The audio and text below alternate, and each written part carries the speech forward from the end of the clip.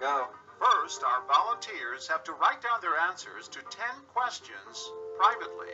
Then they have to give the next series of answers out loud for everyone to hear. Jocelyn, if you can begin, this is number 11. But this verbal test comes with a twist. Jocelyn is in on the experiment. Different. Different? Everyone else has been told to follow her lead, except for Tony, who's the only one in the room not in the know. He's being set up to see if he'll follow the pack. When the group gives the right answer, he agrees. Same. But even when the shapes are vastly different, Same. Tony still gives the wrong answer. He follows the pack. Now, what's really going on? Everyone else had the answers for the verbal part beforehand.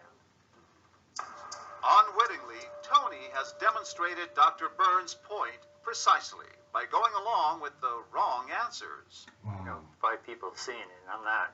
So wait, something's wrong. But, I just felt out of place. I just went along with the answers. The group's influence on Tony profoundly altered the results. He went from 90% on his written test to just 10% when he heard the others' answers. And Tony was not alone.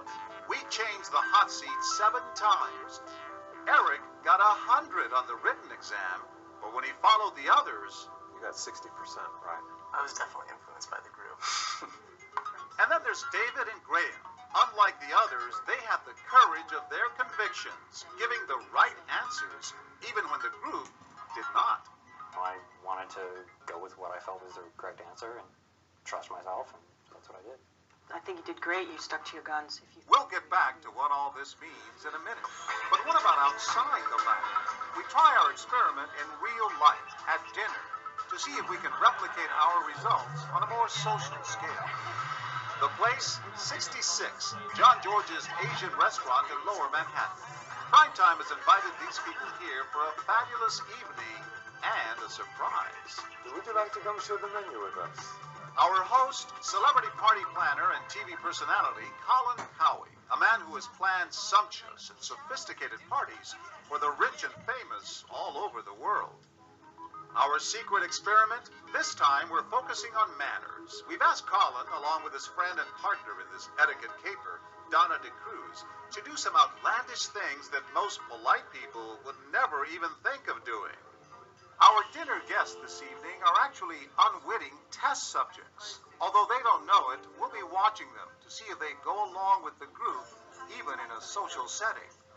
First, Colin and Donna lick their fingers, a dinner table no-no.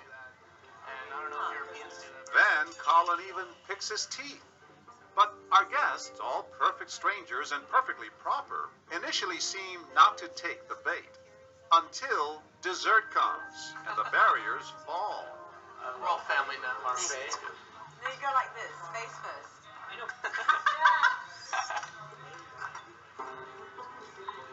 And then everyone digs in. People who were total strangers at the beginning of the evening are now literally passing fruit mouth to mouth. He's very See? good. That's what he's there for. So you were just greedy, you ate the whole thing without asking. Donna, you must be fun, but we're looking for fabulous. Only Harold and Maria, a Canadian couple, pass on all the gustatory familiarity. And finally, our holdout, Harold, is the only one who dares ask the question. What was the topic for tonight? And Colin explains.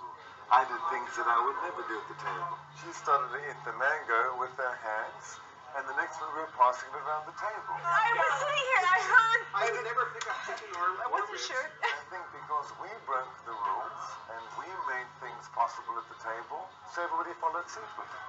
What does swaying our guests at a dinner party have in common with swaying the answers on Dr. Burns' test? Different as they are, they're both examples of our human need to conform. In fact, Dr. Burns